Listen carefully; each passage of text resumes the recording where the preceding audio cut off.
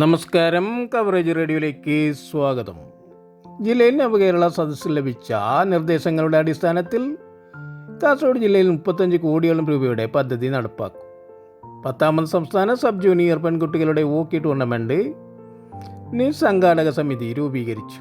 June 13 മുതൽ 16 വരെ Rajapuram holy family school മൈതാനത്താണ് ടൂർണമെൻറ്റ് നടക്കുന്നത്. ജില്ലാ വനിതാ ശിശു വികസന office, district Sankalp empowerment of women എന്നിവ ചേർന്ന് ബേട്ടി ബച്ചാവോ ബേട്ടി പഠാവോ പദ്ധതിയുടെ ഭാഗമായി പാലിയേറ്റീവ് കെയർ നഴ്സുമാർക്ക് പരിശീലനം നൽകി. ജില്ലയിലെ 3 നഗരസഭകളിലെയും വാർഡ് വിഭജനത്തിൻ്റെ അന്തിമ വിജ്ഞാപനമായി. കേരള വെളുത്തടത്തെ നായർ സമാജം ജില്ലാ സമ്മേളനവും കുടുംബസംഗമവും ജൂൺ 1-ന് 9:30 ഇങ്ങോത്തെ മുത്തപ്പൻകാവ് ഓഡിറ്റോറിയത്തിൽ നടക്കും.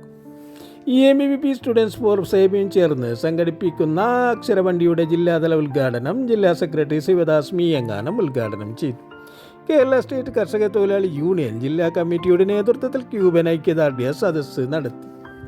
സമസ്ത കേരള ജമിയത്തുൽ മുഅല്ലിമീൻ ജില്ലാ വാർഷിക കൗൺസിൽ മീറ്റ് സംസ്ഥാന സെക്രട്ടറി കുടക് അബ്ദുറഹ്മാൻ മുസ്ലിയാർ ഉദ്ഘാടനം ചെയ്തു.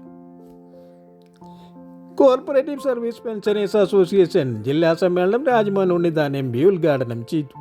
പുകയില നിയന്ത്രണ പ്രവർത്തനങ്ങളുടെ ഭാഗമായി ജില്ലയിലെ വ്യാപാര സ്ഥാപനങ്ങളിൽ ആരോഗ്യവകുപ്പ് പരിശോധന നടത്തി. പരിസ്ഥിതി ദിനാചരണത്തിൻ്റെ ഭാഗമായി സമസ്ത കേരള സുന്നി യുവജന സംഘം നടത്തുന്ന ക്യാമ്പയിൻ്റെ ജില്ലാതല ഉദ്ഘാടനം നാളെ 4-ന് കളത്തൂർ മദീന മഖ്ദൂമിൽ നടക്കും. ഇതോടെ വാർത്തകൾ കഴിഞ്ഞു.